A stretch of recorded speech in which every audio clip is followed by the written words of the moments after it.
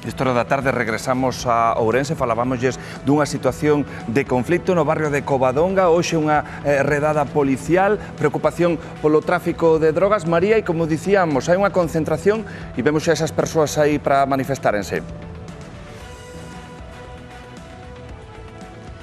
Sí, así é, xa comezaron a chegar as primeiras persoas, os primeiros veciños, decenas deles, pero agárdanse bastantes máis que se achegan aquí a esta concentración que foi convocada polas redes sociais, non sabemos moi ben exactamente por quen, porque foi de xeito anónimo, pero espéranse, como digo, que veñan veciños das zonas afectadas. Xa chegaron os primeiros, agardaremos a que cheguen ata aquí algúns máis para poder falar con eles, así que será de seguido cando escoitemos o seu testemunho. Veciños que xa non é a primeira vez que denuncian a súa situación, os seus problemas, esta situación de inseguridade nas cámaras do Hora Galega, en barrios como, por exemplo, como dicías, Emilio, en Covadonga, onde hoxe se producía esa macroredada con 10 coches policiais, alo menos 10 decenas tamén de policías intentando pois atopar esa presenza de droga nalgúns dos edificios, nalgúna das vivendas que tamén rexistraron os axentes e tamén pois intentando controlar o acceso ao barrio, sobre todo de persoas allés ou que poideran ter algún tipo de antecedente policial. Nos hoxe estivemos ali, fomos testemunhas de todo o que pasou, tamén puidemos estar falando con algunha asociación afectada. Dicíanos, por exemplo, desde a Asociación da Ponte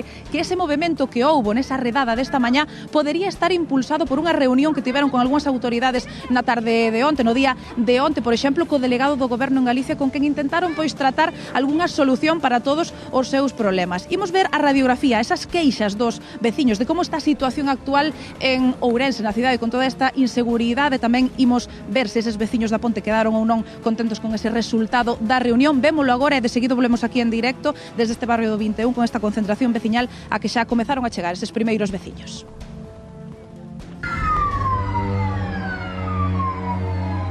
O barrio de Covadonga apuntan os veciños, o epicentro do trapicheo, lugar de onde sae toda a droga que despois se distribúe por toda a cidade. Hoxe, en busca dela, precisamente, houbo aquí unha redada policial con varios vehículos e decenas de axentes. Aínda agora, varias horas despois, aínda podemos ver algúns deles cun dispositivo de control de acceso ao barrio, prohibido a todos aqueles que sean alleos ou a todos os que teñan algún tipo de antecedente policial. Hoxe parece ser que houve un despliegue policial importante con helicóptero. Que vai buscar a policía ali? Entendo que drogas. Non lle chaman fariña. A xente xoven dice harina, pois iban ao forno.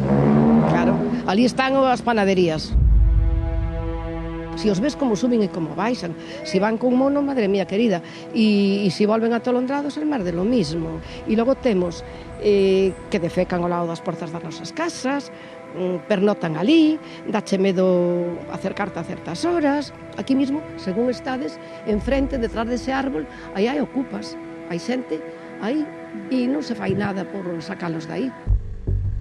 Onte tuvemos unha entrevista co delegado do Goberno. Claro, Olga, e en que consistiu esa reunión cas autoridades? Reunión... Que sacastes en claro? Bueno, pois, por parte da policía, o traballo que fan. E iso é verdad porque os vemos. Por parte dos que mandan, da delegación... Temos algún tipo de solución, algunha proposta que se poida facer? Non, deunos moita estadística. O señor, desde logo, é moi correcto, moi educado, pero moi diplomático, e de diplomacia estamos fartos. Queremos feitos. Hai anos, cando había un mitin, a xente, sobre todo dos pueblos, que de política cero, dicía, ai, é que ben fala. É que dixo, non sei, pero falaba moi ben.